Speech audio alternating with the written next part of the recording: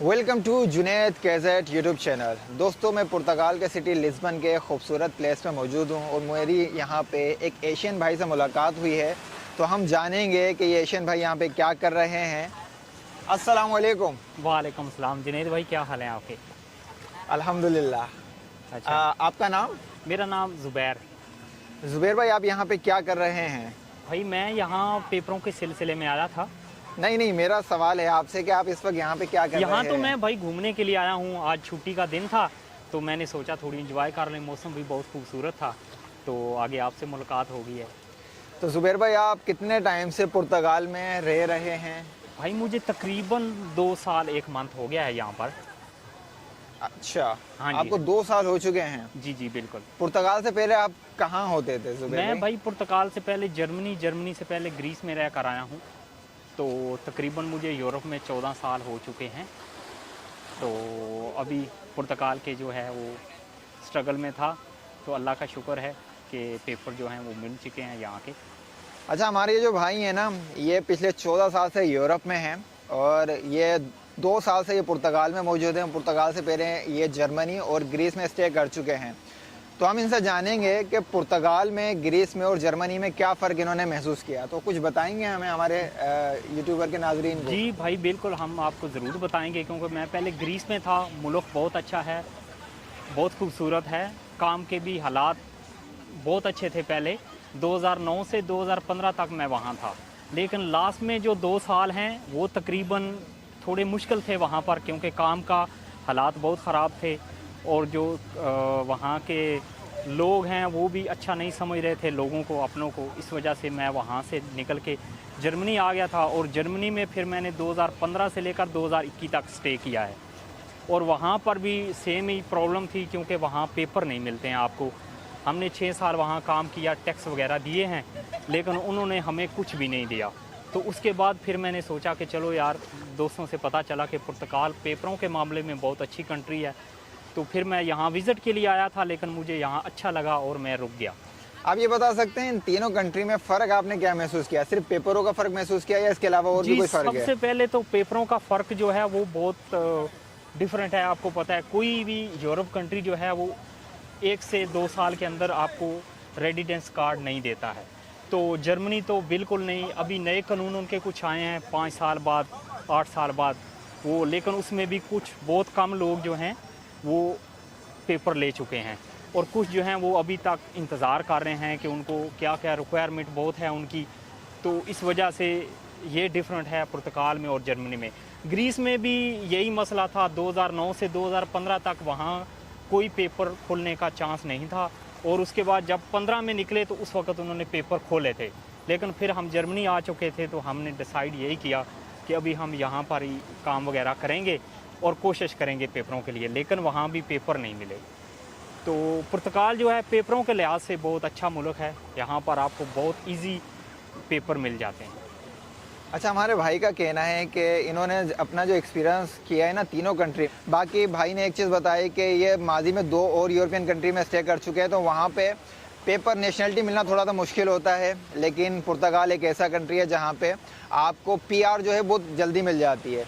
तो भाई के हिसाब से पीआर इन्हें बहुत जल्दी मिल गई। तो आपको कितने टाइम में पीआर मिली यहाँ की? भाई मुझे तकरीबन 2 साल लग गए हैं पेपर लेने में, क्योंकि 2021 मार्च को मैंने अप्लाई किया था यहाँ पर और अभी अप्रैल में मुझे पेपर जो हैं वो मिल चुके हैं 23 में।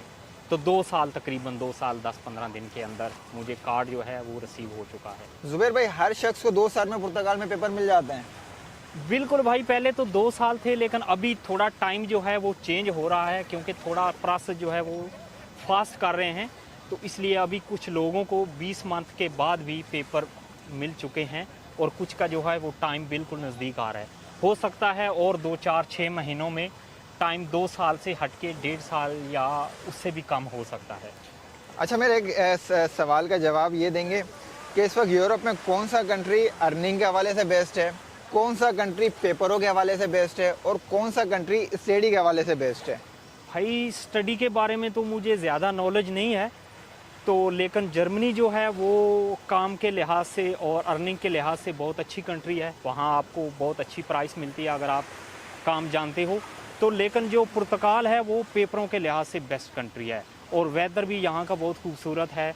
अगर आप जैसे हम पाकिस्तान से हैं तो हमें ठंड ज़्यादा जो है ना वो बहुत मसला होता है, तो जर्मनी में बहुत ज़्यादा ठंड होती है, वेदर भी अच्छा नहीं है। लेकिन पुर्तगाल का वेदर जो है वो सेम पाकिस्तान की तरह ही है, ना तो ज़्यादा इतनी सर्दी होती है और ना ज़्यादा गर्मी होती है। मौजूदा सूरत हाल में अगर कोई पुर्तगाल आना चाहता हो तो उसे आप क्या मशवरा देंगे कि वो क्या एहतियाती तदाबीर करे आते हुए, और पुर्तगाल में आके उसे क्या परेशानी फेस होंगी और क्या सहूलत उसे पुर्तगाल में मिलेंगी? भाई सबसे पहले तो आजकल जो है घर का बहुत मसला है, क्योंकि अगर आपको घर रेंट पे चाहिए तो वो बहुत मुश्किल आ रही है पेश। लेकिन थोड़ा आप पहले सर्च करके आएँ, लोगों के साथ राब्ते में रहें, पहले किसी के साथ भी राब्ते में रहें, उनसे पूछ के घर का इंतज़ाम करके उसके बाद ही आप यहाँ पर जो है वो विज़िट करें, यहाँ आप पेपरों के लिए आएँ। तो काम के लिए हिसाब से अगर तो आप थोड़ा मुश्किल काम कर सकते हो तो आपको काम यहाँ मिल जाता है।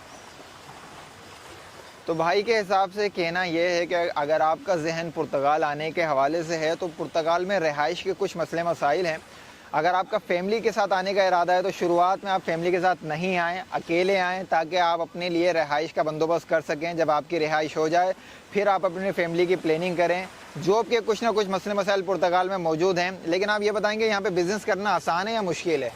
भाई बिज़नेस करना आसान है, लेकिन आपको अच्छी प्लेस ढूंढने में थोड़ा मसला हो सकता है, क्योंकि बिज़नेस जो है वो बहुत ज़्यादा हैं, लोगों ने बहुत दुकानें बनाई हुई हैं और सेल के लिए लगाई हुई हैं। कुछ लोग तो हैं वो पासपोर्ट लेकर जा रहे हैं, वो सेल कर रहे हैं, कुछ लोगों का बिज़नेस चल नहीं रहा है, इस वजह से वो सेल कर रहे हैं। तो इसलिए जब भी आप बिज़नेस के बारे में सोचें तो उसको पहले अच्छे तरीके से देखभाल कर लें और उसके बाद ही कोई अपना डिसीजन जो है वो बनाएं। तो फिर भाई ये बताएंगे कारोबार करने के लिए पुर्तगाल में कितना अमाउंट होना चाहिए अगर कोई एशियन आता है पुर्तगाल? भाई अमाउंट तो आप स्टार्ट जो है तकरीबन 5000 से कर सकते हो। 5000? हाँ, यूरो से। तो उसके बाद आगे आप जितना ज़्यादा उसमें डालते जाएंगे आपका कारोबार इतनी ज़्यादा, आप सोचें कि आप बड़ी शॉप बनाना चाहते हैं उसके लिए ज़्यादा पैसे चाहिए होंगे। लेकिन अगर आप छोटा कारोबार एक छोटी सी शॉप बनाना चाहते हैं जिससे आपका टैक्स हो जाए और थोड़ा फैमिली के लिए हेल्प हो जाए तो वो 5000 से आप शुरू कर सकते हो उसको। तो दोस्तों भाई का 2 साल के एक्सपीरियंस में भाई ने जो है पुर्तगाल का TRC कार्ड हासिल कर लिया है, और उनके एक्सपीरियंस के हिसाब से आपको बेड स्पेस तलाश करने पे यहाँ पे मिल जाता है। जॉब्स के कुछ मसले मसाइल मौजूद हैं पुर्तगाल में। तो अगर आप कोशिश करेंगे अपना कारोबार करने के हवाले से तो आप 5000 यूरो में अपना कोई छोटा सा कारोबार स्टार्ट ले सकते हैं। वैसे मेरा भी एक्सपीरियंस यही रहा है। जॉब की सूरत हाल पुर्तगाल में बहुत ज़्यादा अच्छी नहीं है। आप अगर कोई कारोबार कर सकते हैं और आपके पास अमाउंट है तो कम से कम 5 से 10,000 यूरो लेके आएँ, ताकि आप कोई ना कोई अपना कारोबार स्टार्ट लेके कुछ ना कुछ अर्निंग कर सकें। ज़ुबैर भाई आपसे मिलके बहुत अच्छा लगा, माशाल्लाह आपने बहुत अच्छी मालूमात हमारे जो है व्यूवर्स को फराहम की। तो इंशाल्लाह आपसे फिर राब्ते में रहेंगे। जी बिल्कुल जनाब, कोई मसला नहीं है, आपसे शुक्रिया, मिलकर भी बहुत अच्छा लगा। Thank you. हाँ, तो इसी तरीके की वीडियो हासिल करने के लिए हमारे चैनल को सब्सक्राइब कर लें। आपको इसी तरीके की मालूमात सिर्फ एक ही यूट्यूब चैनल पे मिलेगी जिसका नाम है जुनैद इकबाल KZ। शुक्रिया।